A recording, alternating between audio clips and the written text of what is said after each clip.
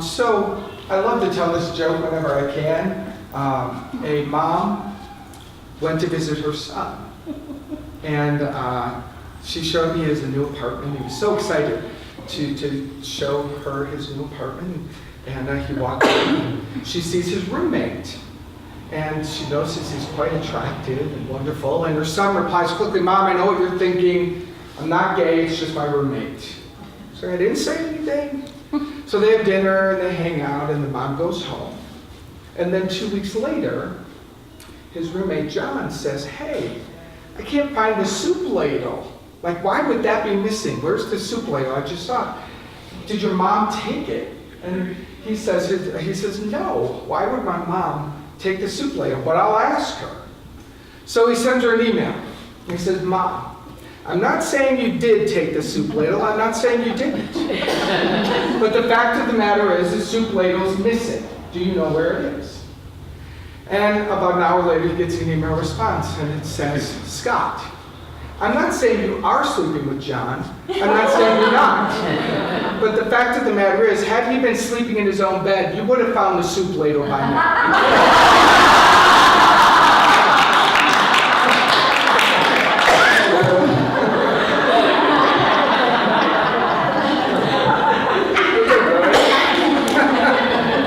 That's in honor of Gay Pride Month, which is over. I love that one. So it is a joy to be here. I just really appreciate Maureen and the work that she's doing out here, and all of you. And I was a part of beginning it, which is great fun. And as those of you who know me know that this is sort of a been there, done that. Like, I did the create a church thing, and I did all of that, and I don't have it in myself to do that again at this point in my life. But it was a joy to help with Kathy too, to bring this forward into expression and to see new faces here. So welcome to you, and I'm a new face to you. So to some of you, one of the main veins that runs through the Course in Miracles and this community is the topic of forgiveness, which for me I cannot talk about enough. I can't learn enough about it, and I certainly can't practice it enough. One of my great teachers, some of you may have heard of her, her name is Edwene Gaines, and she is a unity teacher and a prosperity teacher. And she says, she gives us a test to know if you have more forgiveness work to do this lifetime. Are you interested in taking that test to see if you have more forgiveness work to do? Okay. Are you breathing? So everyone here, you passed the test. You qualify as someone that can do more forgiveness work. And it's a great topic for Independence Day. Because really, we cannot find our true sense of independence standing in our own power. I don't think of independence as separate or other from another person, because that, our society has the ego takes a sick twist on independence, which is fierce independence. I won't need anybody. I won't get myself into situations where I'm not talking about fierce independence. I'm talking about a soulful independence, where you are living from your own power and presence, where you're courageous and bold in your willingness to be who you are, to speak your truth, independent of the stories of this world, and sometimes and often independent of the structures of your family tribe or the religious organizations in which many of us grew up in. You take an independent stand for the way love is moving through you. And when you can take that stand, you can move the consciousness of love forward in the world, which is what the world needs desperately now. No question about that. The world is screaming for love. The Course in Miracles says you are either expressing love or you're crying out for love. That's it. That's all that's ever happening. You are in the flow of giving love, or you're in the flow of needing and calling out for love. And the world is screaming for love. So the world is needing places like this that are helping people transform themselves and stand independently as their vibration of love. This is what the world needs, and this is what you're here for, and I have no doubt that's what this consciousness is what I call the spiritual speakeasy. A consciousness, a progressive consciousness. It was created to be a part of the healing and to bring love to those that are ready to receive it. But the way that we have to discover that and become that is we must become free from all of the constructs, all of the ways that life has us packed into this is the way you should be, this is the way you can't be, this is the way, all of the stuff that we've been absorbing for a lifetime. But not just our stuff, absorbing your ancestor stuff, your grandparents, your great-grandparents, your great-great-grandparents, your whole lineage lives inside of you. So when you're becoming free from all of that, there's a nice way to think about it. The science of mind says there's the conscious mind and there's the subconscious mind. And the subconscious mind holds all of those beliefs and all of those patterns and all of those fears, all that came through your family. And it's like what do you call those things that the Titanic ran into? Iceberg. It's like the iceberg in the ocean. I love to find out, I loved when many of you know this, but the iceberg looks like a mountain. It's an ice mountain. And you see, it's huge, but that's only 10% of it. 90% of that ice mountain is underwater, which is why when a ship hits it, it can be quite damaging in that particular case. That's true for our minds. Your conscious part, and if I say it's 10%, that's generous. But you're a smart group, so I'll give you 10. The majority of what's running your life still lives in the unknown. And the reason I embrace that and invite you to embrace that is because it should bring you compassion for yourself. And it should bring you quickly to a surrender to God that says, look, I can't manage what I don't know. There are patterns acting out. There are things rising up within me. I need to call upon spiritual practice to help me heal those.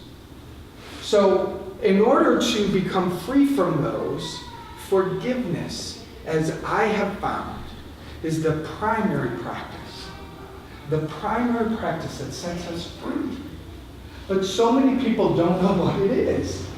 Like we've heard it since we were kids, but when we were kids, I don't know about you and me, but I'm this high, and my mom's saying, say you're sorry to your brother. So forgiveness falls in this weird have to kind of thing, and you do it to get out of trouble. You know what I mean? Or you so often we do it reluctantly. Or we do it from this I'm unworthy energy, like I'm just a big screw up. I'm sorry. We sort of flip it over and become it's still in the victim quadrant, but it plays out as this, I'm just a big screw up. What do you expect from me? I'm sorry. That's not I'm sorry. Right? I think we can all agree. So very often, we can't find that pocket where forgiveness really gets activated, and in the activation, you become transformed and free. You feel alive. You feel expanded. Forgiveness, when it's really, really done well, leads us into ourselves, into that feeling of, where really, when the person crosses your mind, you can genuinely send them a blessing. And you can genuinely see in the occurrence that is in the past, you can genuinely see, I had a part in that. I helped create that. Doesn't matter. I'm forgiven. They're forgiven. Everyone gets to be blessed in the forgiveness equation. And the forgiveness equation ripples out where everyone gets to return to their innocence. And the world needs forgiveness warriors. Because the mind, the ego says that, if you're going to forgive, you're just going to become a doormat. You're just going to have to suck it up and let them get away with it. They get to get away with it, and I have to be the good person. It really messes around with how it tells you you're going to lose in the forgiveness equation. But I know here, very often, I have no doubt that it's said often, do you want to be right or do you want to be free? And this is one of the kind of invisible doors that we have to walk through on the forgiveness journey. And truth be told, many of us should pause on this side of the door because you've got to admit you want to be right. Thank you for asking. I'd like to be right. I would love it. And I am right. That's it. Every time. It's not I want to be right. I am right. am right. And you know what? You're right. That's it. That's all you get. Pause there and realize you get to be right. But that's all you get. It stops right there. So you can choose to be right, but you get nothing more than that. And you can walk around all day long. I'm right. Yes, you are. Enjoy it. Enjoy it, but that's all you get. And believe me, I have fought to be right as many times as you. As many times. It's just kind of that thing that the ego does. And I don't want to make it wrong. Maybe it does deserve a genuine pause. Maybe, I'll drop the maybe. How about giving yourself 24 hours to be right? How about be so big and right, it's obnoxious? I mean, might as well go there. Right? See what's there for you. So many times in the spiritual world, we want to skim over things. We want to spiritually bypass. Right? But what if we don't bypass anything? Today I'm right. I'm just right. I was in some email exchange with someone a friend who we just really got disconnected, and she wrote back to me and she wrote, "Come on, you're bigger than this." And I immediately wrote back, "No, I'm not. I'm not. And I'm not going to try to be bigger than this right now." It just felt like a freedom. And I know that, I didn't stay there. But in that moment, I just let myself be below the line, if you will. I'm just not. So I want to not make that wrong. If you fight to be right, then you're actually, you're buying a condo in the city of I'm right. And then you're taking you're putting all your money and your resources and your energy and your beautiful life force into being right. So stop there, stay the night, but don't buy anything there. Don't get yourself stuck there, right? Do you get where I'm going with that? Like, embrace it, but realize that it's only a step of going somewhere much bigger. Much bigger. So when you're ready to stop being right, because you realize that's all you get, and being right actually pushes everybody else away, because if you're right, guess what's on the other side of that? They're wrong. But not just them, everybody. It like spreads like a disease. Because anyone who agrees with them is wrong. Anyone who has the ability to hold both sides, I don't want anything to do with them. You see both sides? No, thank you, I'm right. Do you see what I mean? I'm right becomes this. So when we're finally ready to lay that down, we can actually move into the forgiveness process. And the movement from I'm right into the first step of forgiveness is a surrender.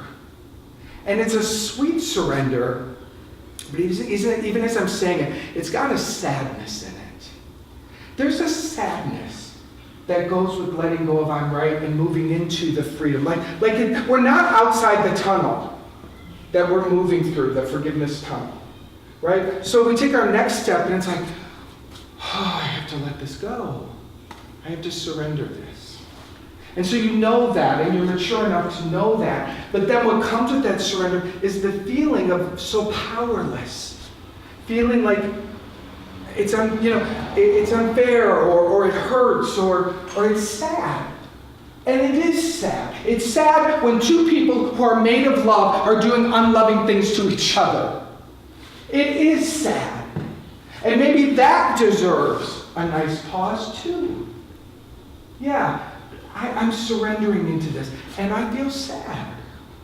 Do you see I'm getting you not to avoid anything. I don't want you to bypass things that are along our journey that are so important. Because once you can really, I gotta let this go, and I feel sad, then you can begin moving forward, and then really you can begin to see the light that's pulling you.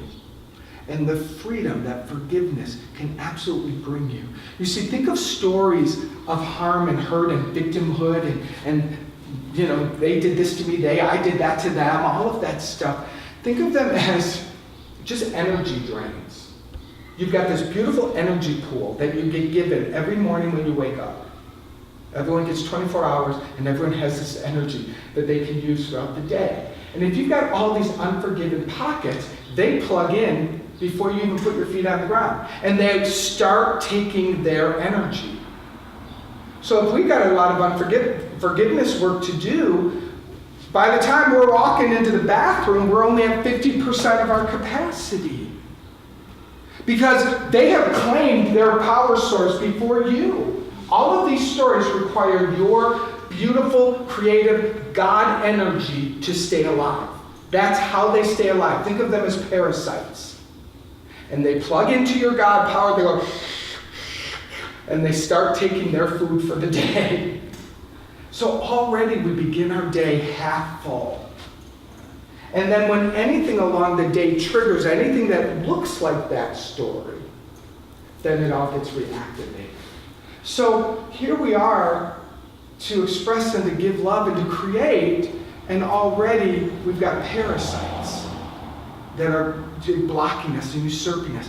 Forgiveness, I don't want to use the word kills them because that's an aggressive word. Forgiveness transforms them, cuts the cords and transforms that energy so that you can fuel back up. Who could you be filled up with your 100% God power beginning your day? My goodness, it would be amazing. Right now, our work is to use that power to activate forgiveness. And every time a story is forgiven and it's set free, you return to yourself. And you become more full and more full and more full. Yeah? So how do we do this? I said in the beginning, we don't know how to do this. Our part is much simpler than we make it. That's what I've come to realize. Forgiveness is a mystical practice that is done unto us. Let me say that again. Forgiveness is a mystical practice that is done unto us. You don't know how to forgive any more than you know how to keep the planet spinning. It's not your job. You don't wonder how everything spins and where the sun rises and sets. That none of that is your job. It's all given to you. Nor is it your job to do forgiveness. So I want to set yourself free. Next time someone says, well, you need to forgive that, you can say, I can't. It's not my job. I don't know how. Right? I'm joking there. But really, what I'm saying is set yourself free from thinking you have to do it. I never think I have to forgive. I would never take on that enormous matrix. I have no clue. All of the plugins and all of the connections are singing. I'm not up here looking at the story. I'm in the story.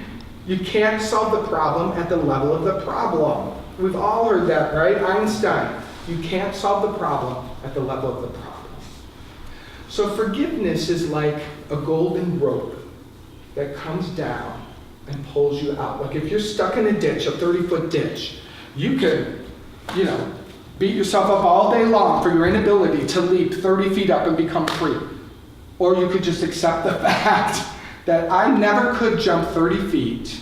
There's no way I could jump up there. I better yell out for some help. Someone needs to come by, drop a rope down, and pull me out of this ditch. That's what forgiveness is. The way that someone knows you're in a ditch is you call out for help. And someone says, do you hear a voice? And they look down and they go, oh, bummer, let me help you out. That's the same I like to think of forgiveness being activated. It waits for you to ask for it to be done. This is a loving universe. It's not going to force you in any way. If you want to be right your whole life, you can choose that. But when you choose forgiveness, the universe responds. And they call in the emergency team, and the golden cord begins coming down wherever you are. And it think of it wrapping around you, and it begins to lift you.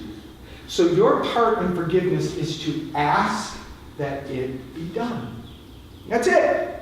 I ask that forgiveness set me and this person free. That's it.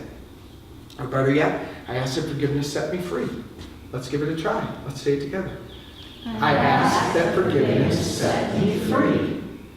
You have just activated forgiveness. It says yes, and it begins to work. Now, let's stay in this analogy, because I want you to think about this. So the rope begins coming down, and then you decide, you get together with your favorite girlfriend, or friend, or family, or whatever, and you decide to tell the story again. And you decide that you're right again. And guess what happens? The cord goes, and then it backs up again, because you need room to be right. So every time you retell the story in the energy of bitching and moaning and complaining, you are pushing forgiveness back up. So then you go, oh, I want forgiveness to set me free. Okay. Oh, do you know what that person did? They're such a, okay. Oh, I want forgiveness to set me free. Okay. Oh, do you know what that person, okay. So I think this is called hell, by the way, where we're just like this. Forgiveness is halfway there and out, halfway there and halfway. And if you spend our time there, whatever.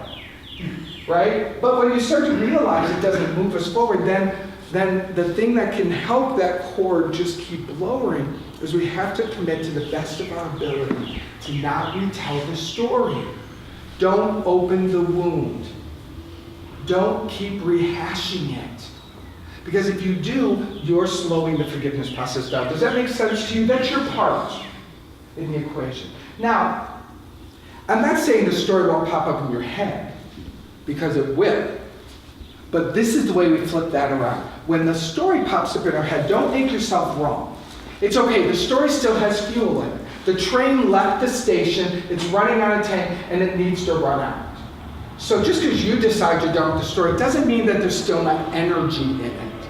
So the energy is going to start waning out. And the way it does is it keeps retelling itself in your head. So I like to think that that is simply a call to reactivate forgiveness.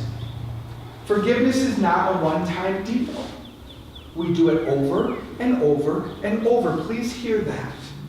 Has anyone tried to go to the gym once and wonder why nothing's changing? It's just not fair, really. I went to the gym 2 months ago and I worked out hard. This just doesn't make sense. It's the same thing. Why do we not get it? Yes, you did forgive 2 months ago. Welcome to today. Why don't you do it again? So when the story pops up, it's a call to reactivate forgiveness. So you just simply go back to, I said forgiveness set me free. The story is back in my mind because it's time to take another dose of forgiveness. That's all it's saying. Don't make yourself wrong. Don't make the story wrong. Don't get activated by it. To the best of your ability, the less activated you are, the faster it will dissolve. Right? And here's what happens. And I know from personal experience. If I entertain that story of someone done me wrong long enough, it then sets off an emotional bomb, and then I have to sit in the fallout. And how long is that? 4 to 6 hours of just, right? And truthfully, I've come to realize, I think that's part of us is really seeking that. We get addicted to energy bodies. Anger, shame, resentment. I'm not good enough. These are the words, but the feelings. There's a negative explosion that we actually become to seek. We begin to know ourselves. You ever go, that's an angry person? They're identified as a feeling body. And we begin to know ourselves, especially because, like, I was raised in a shameful house. My parents felt shame. There was addiction in the house. So shame is really familiar. I actually feel alive in the center of that energy. Isn't that interesting? It feels so uncomfortably comfortable. It feels so familiar. So we have particular energies that have become familiar to us. So those have to be transformed. We have to become willing to have higher vibrations become who we are. We want to ultimately know ourselves as joy because that is our truth. But we have to not identify as these lower vibrations. And the way we can do that is eventually you catch the story before it explodes. Are you tracking with me? I'm going non-stop and fast here. Okay. Watch the tape later if you need to. So when the story comes as fast as I can, that's the story. Forgiveness. I asked that forgiveness set me and this person free. I asked that forgiveness set me free. I'm not going to play this story. Change my mind. Change my mind. If you can go into a mantra, a mental mantra, and you suddenly, there's miracles where suddenly it goes, psh, and it just passes through like a cloud, and it didn't get you. And suddenly you're seeing a beautiful picture, or you're having a positive conversation. You just got through and helped heal a big portion of that by not attaching to it, right? So that's our part. Keep asking for it to be done, asking for it to be done. And then eventually, And it gets faster and faster as the channels become more clean and clear. That story no longer appears in your head. I know every one of us have had that, where you're like, oh my God, I haven't thought of that in a while. And I also know many of us have had the waking up at the story at 3 a.m. and going, oh, are you kidding me? It's going to run now? Right? And then suddenly there's space, and then there's more space. And then you go, and then there's a point where you barely think of the person, and it's like, I genuinely wish them well. I genuinely wish them well. That's when you can go, forgiven, stamped, next. That's when you can really, so you feel. So it's very, the results are very inside you. You feel them. The mind becomes more clear. The heart remains more open. You're less defended. And inside of this, your world changes. And then, if you stay on the forgiveness track, you begin to be able to see literally when someone's acting like a fool. You get to go, oh, they're calling out for love. That's what's happening here.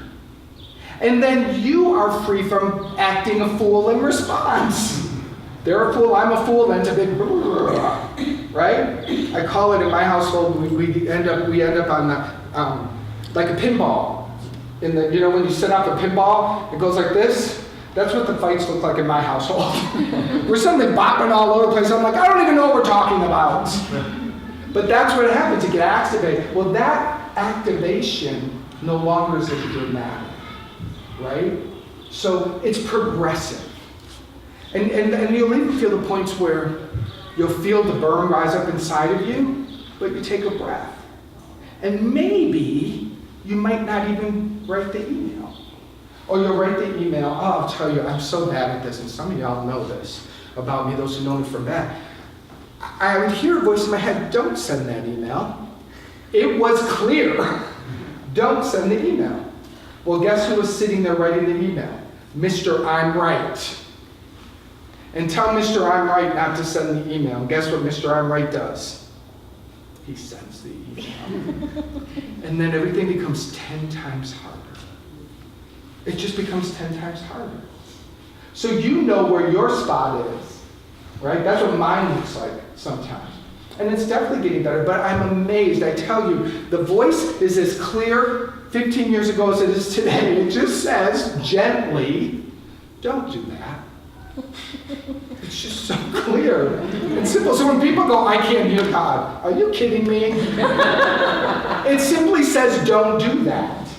It's trying. It's gentle and it's clear. You just don't want to listen. Right? And even that deserves love. Like, there's no place in this I want to make you feel bad or wrong. I want you to laugh at yourself and go, yeah, I've got my own send button that I keep hitting, even though I know, great. So next time it comes time, you're going to get a little clean. And eventually, you're just going to keep praying. I don't want to send any more of these. I really want to be a channel where love keeps flowing through me, and you are. You are. It's just some things are being cleaned out. And everything that gets cleaned out of you is also cleaned out of the consciousness of the one. So sometimes you've got a big thing you're cleaning out, and yeah, it's yours to do. And you're doing it for a greater good. You're doing it for a greater good. I am 100% convinced, I know without a doubt, that I'm here in a gay incarnation to move the world forward in this evolution. Now, I'll be really honest, I do think man-on-man sex is hot, so I'm into it, so that works. I don't suffer in this equation whatsoever. I'm good with it.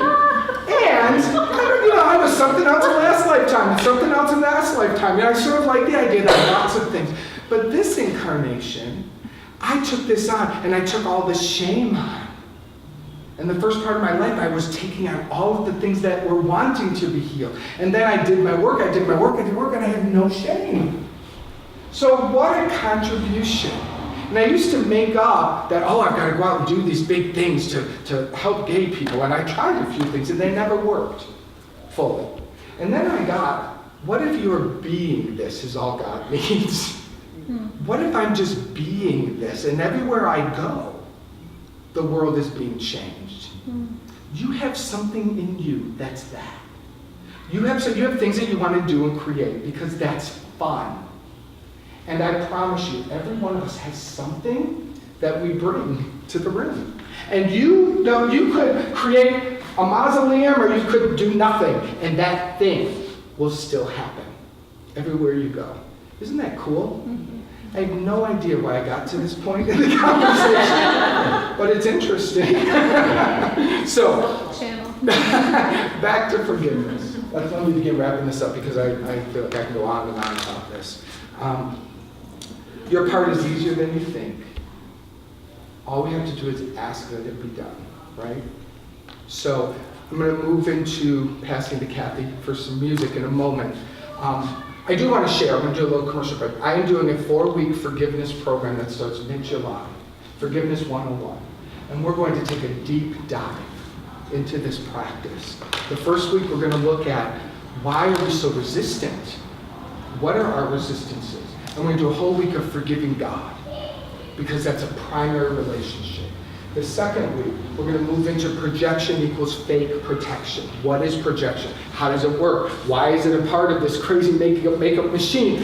How to begin seeing that and unplugging that. The second week, we're going to have a deep forgiveness process with ourselves.